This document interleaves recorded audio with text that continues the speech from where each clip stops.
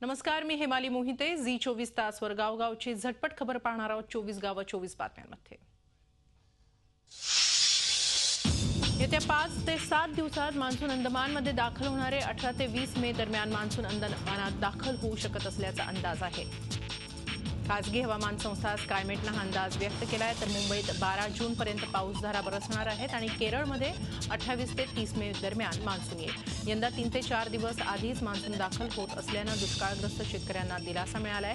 यावेळी सरासरीच्या 27% पाऊस अधिक पडणार असल्याचंही सांगण्यात येत आहे. मिरजेहून लातूरला जलराणीतून पाणी पोहोचवण्यासाठीचं ऑपरेशनल कॉस्टचं बिल रेल्वे मंत्रालयानं मागे घेतलंय. रेल्वे मंत्री सुरेश प्रभू यांनी ही माहिती दिली आहे. तब्बल 4 कोटींचं बिल राज्य सरकारला पाठवण्यात आलं होतं. पाणी पोहोचवण्याची जी किंमत होईल ती अर्धी वाटून घेण्याचा निर्णय पूर्वी झाला होता. त्यानुसार 4 कोटीच्या बिलापैकी 2 कोटी 16 लाख रुपये राज्य सरकारला चुकते करावे लागणार होते. 12 एप्रिलपासून पाणी पोहोचवायला सुरुवात झाली. त्यानंतर आतापर्यंत 6 कोटी लिटर पाणी लातूरला पोहोचलंय. लातूर जिल्ह्याच्या औसा तालुक्यातील मासुर्डी गावात 90% ऊसाची लागवड केली जाते. मात्र पावसानं दडी मारल्यानं पाण्याचं मोठं दुर्भिक्ष गावात आहे. गेल्या 2 वर्षांपासून या गावात टँकरनं पाणी पुरवठा केला जातोय. मात्र टँकरनं पाणी घेण्यासाठी जीवघेणा संघर्ष मासुर्डीत पाहायला मिळतो. त्याचप्रमाणे परिसरातील सर्व विहिरी आणि बोर्सनी तळ घातलंय. याला भीषण दुष्काळात ऊसाला लागणारं बेसुमार पाणी कारणीभूत असल्याचं मानत ग्रामपंचायतीनं ऊसाची शेती न करण्याचा निर्धार केलाय. त्याला 80%हून अधिक ग्रामस्थांनी पाठिंबा दर्शवला. जे शेतकरी हा निर्णय मान्य करणार नाहीत त्यांना ग्रामपंचायतीच्या सुविधांना मुकावं लागेल असंही ठरावात नमूद करण्यात आलंय. असा निर्णय घेणारं हे पहिलंच गाव ठरलंय. दुष्काळाचे चटके सोसणाऱ्या नाशिक जिल्ह्यातील शेतकऱ्याला गेल्या आठवड्यापासून अवकाळी आणि गारपिटीचा मार झेलावा लागतोय. आधीच शेतात उत्पादन नाही आणि आता अवकाळी पावसानं आहे ते उत्पन्न हिरावून नेल्यामुळे बळीराजा हवालदिल झालाय. यवतमाळ जिल्ह्यात गेल्या 10 दिवसांपासून दररोज अवकाळी पाऊस वादळी वाऱ्यासह बरसत असल्यामुळे ग्रामीण भागातलं जनजीवन विस्कळीत झालंय. दिवसभर कडक ऊन आणि संध्याकाळी अचानक वातावरणात बदल होऊन सोसाट्याचा वारा आणि गारांसह पाऊस बरसतोय. वादळी पावसामुळे घरांची पडझड, 3 पत्रे उडणे, गुरांच्या गोठ्याचं नुकसान मोठ्या प्रमाणात होत आहे. यवतमाळच्या घाटंजी, वणी, बाभुळगाव, नेर, महागाव, पुसद, उमरखेड तालुक्यात अनेक घरांची पडझड झाली असून पावसामुळे घरातील अन्नधान्याची नासाडी झाली आहे. जिल्ह्यात ऊन पावसाच्या खेळासोबत वादळी वाऱ्याचं थैमान असल्यानं ग्रामीण भागातील जनता हवालदिल झाली आहे. मराठवाड्यात पडलेल्या दुष्काळाचा केंद्र आणि राज्य सरकारला विसर पडल्यामुळेच दुष्काळ जाहीर करण्यास उशीर झाल्याची टीका काँग्रेस नेते नारायण राणेंनी केली आहे. ते लातूरमध्ये बोलत होते. खरीप हंगामापूर्वी शेतकऱ्यांना एकरी 25,000 रुपयांची मदत जाहीर करण्याची मागणी त्यांनी केली. तसंच मराठवाड्यात लातूरमध्ये तर भयावह परिस्थिती आहे. सरकारने त्वरित मदत आता द्या. दुष्काळाचा जाहीर केला. सुरुवातीला टंचाई सदृश्य परिस्थिती होती. आता सुप्रीम कोर्टाने दुष्काळ जाहीर करायला सांगितल्यामुळे दुष्काळ जाहीर झालाय. दुष्काळात जी मदत शेतकऱ्यांना देतो ती मदत केली पाहिजे. कर्जमाफी त्वरित द्यायला पाहिजे. एका बाजूला कर्जमाफी द्या आणि तसंच शेतकऱ्याला एकरी 25,000 रुपये द्यावेत असं माझं मत आहे. ऐन उन्हाळ्यात मालाड मार्वे रोड येथील शंकरवाडी आणि पटेलवाडी परिसरातील नागरिकांना पाणी गळतीमुळे तीव्र पाणी टंचाईला सामोरं जावं लागतंय. नागरिकांची पाण्यासाठी वणवण सुरू असताना या परिसरात पाणी पुरवठा करणाऱ्या जलवाहिनीतून हजारो लिटर पाणी वाया जात आहे. त्यामुळे नागरिक त्रस्त आहेत. महानगरपालिकेच्या जलविभागाच्या अधिकाऱ्यांना पाण्याची गळती नेमकी कुठे होते याचा शोध लागत नसल्यामुळे हजारो लिटर पाणी दररोज वाया जात आहे. सगळे माणसं इकडे तकडे चिकूवाडीचे पाणी आणते. ते कुठं कोण मालवणीचं आणते, कोण मारवीचं आणते. आम्हाला अजिबात पाणीच मिळत नाही. 1 महिना झालं नळच सुख पडली आहेत. सगळं एकदम सुख पडली आहेत. आणि आता ही आमची म्हातारी आमची अशी माणसं कुठं जाणार आम्ही पाणीला? कुठं आणणार आम्ही? गटराचं पाणी आणू शकणार करतोय का?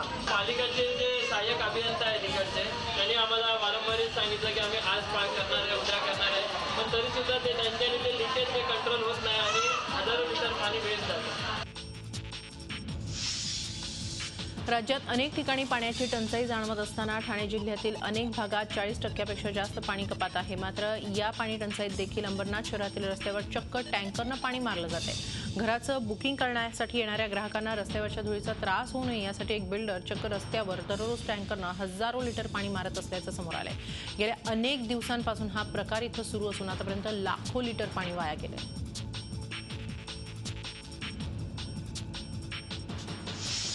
झी 24 तासच्या दुष्काळावर मात कुटुंबांना साथ या अभियानाला सर्व स्तरातून भरघोस प्रतिसाद मिळतोय। चिंचवडमध्ये योगदान प्रतिष्ठानच्या वतीनं भागवत कथा वाचनाचा कार्यक्रम आयोजित करण्यात आला होता। त्यात योगदान प्रतिष्ठाननं 25 शेतकऱ्यांना प्रत्येकी 1000 रुपयांची मदत झी 24 तासकडे सुपूर्द केली आहे। पूर्ण महाराष्ट्रामध्ये दुष्काळाची परिस्थिती असल्यामुळं सामाजिक बांधिलकी ठेवून आपण प्रत्येक शेतकऱ्याला 1000 प्रमाणे 25 शेतकऱ्यांना आपण 1000 GSTच्या माध्यमातून प्रत्येक शेतकऱ्यांना आपण 1000 रुपये देऊ। 25 शेतकऱ्यांना जर कमी जास्त पडले तर आपण परत देण्याची आपण इच्छा आपली आहे। मराठवाडा आता दुष्काळवाडा बनत चालला असून मराठवाड्यात पाण्याबरोबरच चाऱ्याचाही गंभीर प्रश्न निर्माण झाला। त्यातल्या त्यात परभणी जिल्ह्यात तर ही परिस्थिती अधिकच बिकट बनत चालली आहे। ऐन दुष्काळात जनावरं पोसणं आता शेतकऱ्यांना जड होऊ लागलंय। त्यामुळे हवालदिल झालेला शेतकरी मेटाकुटीला आलाय। त्यात चाऱ्याचे भाव डबल झाल्यानं चारा विकत घेऊन जनावरं जगवणं आता शेतकऱ्यांना कठीण झालंय। त्यामुळे परभणीच्या संपूर्ण तालुक्यातून चारा छावण्या सुरू करण्याची जिल्हा प्रशासनाकडे मागणी होतीये। मात्र सरकार त्यांच्या मागण्यांकडे दुर्लक्ष करत आहे। यासाठी भाकपच्या वतीनं पाथरी तहसील कार्यालयावर बैलगाडी मोर्चा काढण्यात आला। शेतकऱ्यांना कर्जमाफी देण्यापेक्षा त्यांना अनेक योजना देण्याचा शासनाचा प्रयत्न आहे। आघाडी सरकारनं कर्जमाफी केली होती, मात्र त्यानंतरही शेतकऱ्यांच्या आत्महत्येत वाढच झाली असं महसूल मंत्री एकनाथ खडसे यांनी सांगितलं। दुष्काळी भागात आतापर्यंत 10,000 कोटी रुपये खर्च करण्यात आल्याचंही त्यांनी सांगितलं। कर्जमाफी एकमेव पर्याय नसल्याचा राष्ट्रवादीचे शरद पवार यांच्या वक्तव्याचा संदर्भ खडसेंनी यावेळी दिला। नंदुरबार जिल्ह्यातील सरदार सरोवर प्रकल्पाच्या पुनर्वसनासंदर्भातील आढावा बैठकीसाठी राज्याचे महसूल मंत्री एकनाथ खडसे आले होते।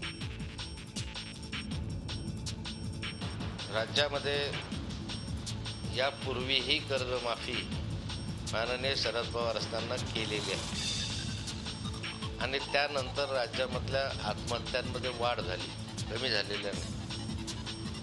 शरद पवारांनी वारंवार हे सांगितलेलं होतं, कर्जमाफी वारंवार करणं हे योग्य नाही किंवा कर्जमाफी करणं हा एकमेव उपाय नाही। त्यामुळे शेतकऱ्यांना दुसऱ्या मार्गानं सुदृढ केलं पाहिजे। एक वेळ कर्जमाफी केली म्हणजे सरकारने जबाबदारी झटकली असं होता कामा नये।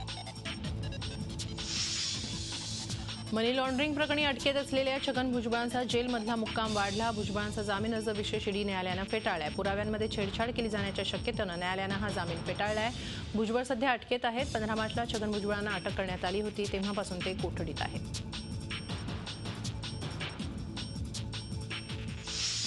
2008 सालच्या मालेगाव बॉम्बस्फोट प्रकरणी साध्वी प्रज्ञा सिंगसह 6 जणांना क्लीन चिट मिळाली। तसंच कर्नल प्रसाद पुरोहित याच्यावरचा मुक्का हटवण्यात आला, मात्र त्याच्यावरचे आरोप कायम ठेवण्यात आले। राष्ट्रीय तपास संस्था अर्थात NIAनं मुंबईत मालेगाव स्फोट प्रकरणी आरोपपत्र सादर केलंय। आरोपपत्रात एकूण 16 आरोपींची नावं असून यापैकी 6 आरोपींना दोषमुक्त केलंय, तर उर्वरित 10 आरोपींवरील मुक्का रद्द केलाय। आरोपपत्र दाखल करून घेण्याबाबत लवकरच कोर्ट निर्णय घेईल। ATSच्या तपासावर या आरोपपत्रात ताशेरे ओढण्यात आले। आज जो NIA ने चार्जशीट फाइल की है उसके अंदर उन्होंने 4 जो आरोपी हैं, साध्वी प्रज्ञा सिंह ठाकुर, श्याम साहू, शिवनारायण कलसंग्रा और प्रवीण टक्कल की अलियास प्रवीण मुतालिक, ये चारों के डिस्चार्ज करने की उन्होंने रिकमेंड किया। उन्होंने कहा कि there is no evidence to prosecute them, उनके खिलाफ कोई एविडेंस नहीं है। दूसरा, जो 2 लोग उन्होंने बाद में पकड़े थे, धन सिंह और लोकेश शर्मा, ये दोनों के खिलाफ कोई एविडेंस नहीं है करके उन्होंने कहा है। और अभी वो 169 सेक्शन का जो एप्लीकेशन है उनको छोड़ देने के लिए कर रहे हैं, लोकेश शर्मा और धन सिंह के लिए। जो बाकी बचे हैं संदीप डांगे और रामजी कलसंग्रा एब्सकॉन्डिंग, उनको एब्सकॉन्डिंग बताया है। और 8 आरोपियों के खिलाफ चार्जेस लगाने का, उनके खिलाफ मुकदमा चलाने का उन्होंने रिकमेंड किया है। मेरा यह आरोप है केंद्रीय मंत्रिमंडल के ऊपर, प्रधानमंत्री पर और गृह मंत्री पर कि वे आतंकवादी गतिविधियों में संघ के कार्यकर्ताओं को बचाने के लिए वे पुलिस पर, NIA पर, पुलिस अफसरों पर दबाव डाल रहे हैं।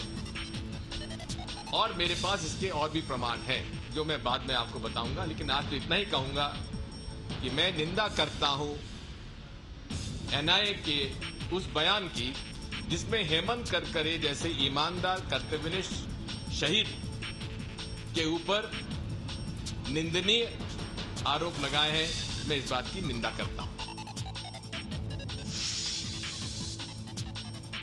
नाशिकमधल्या सिडकोच्या स्टेट बँक चौकात दिवसाढवळ्या तरुणाचा खून करणाऱ्या 5 संशयितांना 16 मे पर्यंत पोलीस कोठडी सुनावण्यात आली आहे. यातील 2 आरोपी फरार असून पोलीस त्यांचा शोध घेत आहेत. काळे आणि दांडेकर या 2 गटात गेल्या आठवड्यात लहान मुलीच्या विनयभंगावरून वाद निर्माण झाला होता. त्याचं पर्यवसान गुरुवारी हाणामारी आणि एकाच्या खुनात झालं. लाठ्या काठ्या, चॉपर, तलवारीचा वापर करून एकमेकांवर सपासप वार करण्यात आले. यात अशोक दांडेकर यांचा जागीच मृत्यू झाला तर तात्या दांडेकर यांची प्रकृती गंभीर आहे. या प्रकरणी अंबड पोलिसांनी 2 महिलांसह 5 जणांना अटक करून न्यायालयात हजर केलं. न्यायालयानं त्यांना 4 दिवसांची पोलीस कोठडी सुनावली आहे. धुळे आणि नंदुरबार जिल्ह्यांमधून चोरट्या मार्गाने वाळू आणणारे 47 ट्रक नाशिकच्या जिल्हाधिकाऱ्यांनी पकडलेत. या धडक कारवाईमुळे वाळू माफियांचं धाबदण आणलंय. प्रशासनानं या सर्व ट्रकचे पंचनामे केलेत. या वाळू मालकांकडून दंड वसुली करण्यात येणार आहे. एकाच दिवशी एवढ्या मोठ्या प्रमाणात वाळूचे अवैध ट्रक पकडण्याची जिल्ह्यातील गेल्या 5 वर्षातील ही पहिलीच घटना आहे. या ट्रक चालकांपैकी 43 जणांकडे वाळू वाहतुकीचा परवाना नसल्याचं समोर आलंय तर 3 ट्रक चालकांच्या परवान्यात खाडाखोड आढळून आली आहे. या कारवाईतून प्रशासनाला 60 लाख रुपये मिळण्याची शक्यता आहे. जवळपास 47 इलिगल वाहतुकी करणारे गाड्यांना आज ताबा घेतलेले आहे. त्या गाड्यांच्यावर काही बरीच गाडीला ओव्हरलोडिंग आणि बरीच गाड्यांमध्ये त्यांच्याकडेचं योग्य पावती वगैरे काही उपलब्ध नव्हता. त्या गाड्यांच्यावर आपल्या महसूल अधिनियमाचा 48(7) प्रमाणे आणि पुढील उचित कारवाई चालू आहे. नाशिक शहरातील सिडको परिसरात मायको सर्कल ते पाथर्डी हा रस्ता व्यावसायिक अतिक्रमणाने व्यापला आहे. त्यामुळे वाहतुकीला अडथळे येत असून अपघातांचं प्रमाण वाढत आहे. त्रिमूर्ती चौकात याचा जास्त फटका बसतोय. या ठिकाणी पार्किंगची सोय नसल्यामुळे गाड्या रस्त्यावर लागत आहेत. नाशिक महानगरपालिकेची अतिक्रमण मोहीम सक्रिय करण्याची गरज नागरिकांमधून व्यक्त होतीये. आर्थिक गुन्ह्यांसंबंधी नागपूर पोलिसांनी आजवरची सर्वात मोठी कारवाई केली आहे. नागपूर पोलिसांनी शहरातल्या नामवंत व्यापाऱ्यांवर धाडी टाकत डब्बा ट्रेडिंगच्या नावाखाली मोठ्या प्रमाणात अवैधपणे रोखे खरेदी विक्रीचं मोठं रॅकेट पोलिसांनी उद्ध्वस्त केलंय. 2,500 कोटींचा हा व्यवहार असण्याची शक्यता आहे. नागपूर पोलिसांच्या गुन्हे शाखा, income tax department, SEBI, ED या कारवाईत सहभागी झाले होते. राज्यात सत्तेत असलेली शिवसेना जळगावात शासनाच्या विरोधात रस्त्यावर आली. सरकारच्या विरोधात सत्तेतील पक्षाचा राज्यातील हा पहिलाच मोर्चा निघाल्यानं चर्चेचा विषय ठरला. शिवसेना उपनेते आणि जळगाव ग्रामीणचे आमदार गुलाबराव पाटील यांच्या नेतृत्वाखाली जिल्हाधिकारी कार्यालयावर शेतकऱ्यांचा शिंगाडा मोर्चा काढण्यात आला. जिल्हा बँक महसूल मंत्री एकनाथ खडसे यांच्या ताब्यात असून खडसेंना लक्ष करत शासनाच्या आदेशानुसार जिल्हा सहकारी बँकेनं शेतकऱ्यांच्या कर्जाचं सरसकट पुनर्गठन करावं. बँकेकडे 40% शेतकऱ्यांची पीक विम्याची रक्कम बाकी आहे, ती तातडीनं देण्यात यावी. शेतकऱ्यांचं वीज कनेक्शन न तोडता वीज बिल माफ करावं यासह अन्य मागण्या यावेळी मोर्चात करण्यात आल्या. लातूर जिल्ह्याच्या निलंगा तालुक्यातील अंसरवाडा इथं भूगर्भातून लाव्हा सदृश्य द्रव निघाल्यामुळे ग्रामस्थांमध्ये भीतीचं वातावरण आहे. 93 साली झालेल्या भूकंपाचं केंद्र किल्लारी अंसरवाडीच्या शेजारीच असल्यामुळे नागरिकांमध्ये उलटसुलट चर्चा सुरू आहे. या प्रकरणी जिल्हा प्रशासनानं वैज्ञानिकांना पाठवून परिस्थितीची पाहणी करावी अशी मागणी भाजप आमदार संभाजी पाटील यांनी केली आहे. तर प्रशासनानंही या प्रकाराची गंभीर दखल घेतली आहे. कोल्हापूर महानगरपालिकेच्या हद्दवाढीबाबत नगरविकास विभागानं तज्ज्ञ अधिकाऱ्यांची नेमणूक करून शासनास अहवाल सादर करण्याचे निर्देश मुख्यमंत्री देवेंद्र फडणवीस यांनी दिले आहेत अशी माहिती कोल्हापूर जिल्ह्याचे पालकमंत्री चंद्रकांत पाटील यांनी दिली आहे. गेल्या अनेक वर्षांपासून होणाऱ्या आग्रही मागणीसाठी पालकमंत्री चंद्रकांत पाटील यांनी भेट घेतली. कोल्हापूर नगरपालिकेची स्थापना 1944 साली झाली आणि त्यानंतर सन 1972 मध्ये कोल्हापूर महानगरपालिका अस्तित्वात आली. मात्र 1944 ते 1972 या कालावधीत आणि त्यानंतर देखील अद्यापर्यंत कोणत्याही प्रकारे हद्दवाढ झालेली नाही. देशाची शान असलेली डेक्कन ओडिसी पर्यटक रेल्वे तशी दरवर्षी चंद्रपूर रेल्वे स्थानकावर येते. मात्र यंदा ती आली आणि वादग्रस्त ठरली. दारूबंदी असलेल्या जिल्ह्यात परदेशी पर्यटकांच्या सोयीसाठी दारूच्या बारसह गाडी चक्क 24 तास स्थानकावर उभी होती. मात्र नियमांचं उल्लंघन होऊनही प्रशासन मूग गिळून गप्प राहिलं आणि गाडी दिमाखात रवानाही झाली. 1 एप्रिल 2015 रोजी चंद्रपूर जिल्हा दारूबंदी जिल्हा म्हणून घोषित करण्यात आला. या जिल्ह्यात दारू विक्री, बाळगणं आणि पिणं अशा 3ही गोष्टी कायद्यानं गुन्हा आहे. चंद्रपूरमध्ये या ट्रेनला एंट्री दिली कशी आणि या ट्रेनला एंट्री दिलेली आहे आणि यामध्ये बार आहेत आणि त्या बारमध्ये ट्रेनमध्ये लोक बसून लोक दारू पित आहे, हे कायद्याने गुन्हा आहे. माझी ही मागणी आहे की या ट्रेनमध्ये जेवढे लोक दारू पित असतील किंवा जे बार असतील त्यांना अटक करावी व ज्याप्रमाणे महाराष्ट्राच्या लोकांवर किंवा चंद्रपूरच्या लोकांवर तुम्ही जे कारवाई करता तीच कारवाई या लोकांवर करण्यात यावी. आणि जे लोक इथून ताडोबाला गेलेले आहे ते सुद्धा बियर आणि विस्की घेऊन गेलेले आहे, त्यांची सुद्धा तपासणी करावी आणि त्यांच्यावर सुद्धा केस लॉन्च करावी. नीटचा घोळ मिटवण्यासाठी मार्डनं थेट पंतप्रधान नरेंद्र मोदी यांना साकडं घातलं. नीट आता रद्द करणं शक्य नसेल तर किमान सर्व राज्य बोर्डांच्या 12वीच्या कॉमन बेसिक सिलेबसवर आधारित नीटची परीक्षा घेण्याची मागणी मार्डनं पंतप्रधानांना लिहून केली आहे. तसंच यासाठी मार्डनं ऑनलाईन पिटिशनही सुरू केली असून change.org वर जाऊन आपलं मत नोंदवण्याचं आवाहन मार्डनं केलं आहे. सगळ्यात महत्त्वाचं आम्ही नरेंद्र मोदीजींना ऑफिशियल पोर्टल जे आहे राईट टू PM याच्या थ्रू ऑफिशियल ग्रीव्हन्स आमची नोंदवली आहे. त्याच्यात आम्ही हेच सांगितलं आहे की 2 वर्ष जे अभ्यास केलं ते आता काही प्रश्नपत्रिकेत येणार नाही आणि आता वेगळेच प्रश्न येणार आहे दुसऱ्या सिलेबसवर. 2 महिन्यात त्याला ते कव्हर करायचं आहे. हे खूप अवघड होणार आहे मुलांसाठी आणि याच्यात खूप मुलांचं नुकसान होणार. तर आम्ही कॉमन बेसिक सिलेबसचा कन्सेप्ट सांगितलेला आहे. त्याच्यात आम्ही सांगितलेलं आहे की जे स्टेट बोर्डचे गव्हर्नमेंट्स आहे प्रत्येक स्टेट बोर्डच्या गव्हर्नमेंटमध्ये जे कॉमन सिलेबस आहे आणि जे फक्त 12वीला आहे ते तुम्ही सिलेबस म्हणून ठेवा, जेणेकरून मुलांवर ताण येणार नाही, जेणेकरून इनजस्टिस होणार नाही. आणि तिसरी गोष्ट आम्ही ऑनलाईन पिटिशन सुरू केलं आहे change.org वर आणि मी रिक्वेस्ट करतो प्रत्येक पालकाला change.org वर आम्ही ऑनलाईन पिटिशन केलं आहे. त्याच्यात तुम्ही सिग्नेटरी व्हा, ते आम्ही पंतप्रधानांपर्यंत पोहोचवणार आहोत. राष्ट्रीय स्वयंसेवक सरसंघचालक मोहन भागवत यांनी पर्यावरण आणि विकास याचा समतोल राखत मधला मार्ग काढला पाहिजे असं मत व्यक्त केलं. पर्यावरणाच्या होणाऱ्या ऱ्हासाबद्दल त्यांनी चिंता व्यक्त केली. विकासासोबत पर्यावरणाचा देखील समतोल राखणं गरजेचं आहे आणि त्यासाठी लोकांनी पुढाकार घेणं गरजेचं असल्याचं मत त्यांनी व्यक्त केलं. योजना बनती है, पैसा आता है, ये होता है, होता है, लेकिन काम जिसका है उसको जागना पड़ता है, उसको देखना. आप जनप्रतिनिधि हो, आप में बहुत लोग जनप्रतिनिधि हैं, जनजातीय समाज. आपको जागते रहना पड़ेगा, देखते रहना पड़ेगा, अपने समाज को जगाना पड़ेगा, उसको दिखे ऐसी उसकी आंखें खोलनी पड़ेगी. आप ये जितना जल्दी कर लेंगे उतना जल्दी आपके फायदे की जितनी योजनाएं हैं सब चलने लगेगी और कोई योजना की आवश्यकता है उस पर भी विचार होगा, योजनाएं बनेगी, करेंगी. धार्मिक गुरु निरंकारी बाबा हरदेव सिंह यांचं कॅनडामध्ये अपघाती निधन झाले. ते 62 वर्षांचे होते. 100पेक्षा जास्त देशांमध्ये निरंकारी बाबा यांचे अनुयायी या मिशनची स्थापना झाली. मात्र हरदेव सिंह यांनी आंतरराष्ट्रीय स्तरावर हे मिशन पोहोचवलं. 1968 सालापासून तब्बल 60 देशांमध्ये त्यांच्या शाखा कार्यरत आहेत. खरा धर्म केवळ मानवता, मानवतेचा धर्म जोडण्याचं काम करतो, तोडण्याचं नाही, अशी या मिशनची धारणा आहे.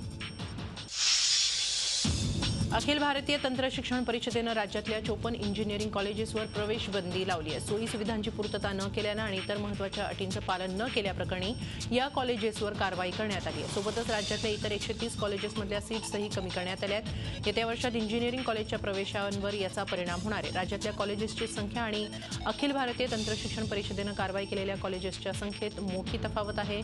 कारवाई केलेल्या कॉलेजेसनी राज्य सरकारला खोटी माहिती दिली आहे. पश्चिम मुंबईतल्या जुहू भागात सध्या एक रिक्षा चर्चेचा विषय ठरले, कारण या रिक्षाचा चालक रणजित आपल्या ग्राहकांना सुखसोयींनी युक्त असा रिक्षेचा प्रवास घडवतोय. त्याच्या रिक्षेत AC, LED TV, charger point, wifi, music system इतकंच नाही तर चॉकलेट, थंड पाणी सगळं काही तुम्हाला मिळू शकतं. दुपारी 3 ते पहाटे 5 पर्यंत ही सेवा रणजित मुंबईकरांना देतो. त्यामुळे सध्या ग्राहकांमध्ये रणजितची रिक्षा चर्चेचा विषय ठरतीये.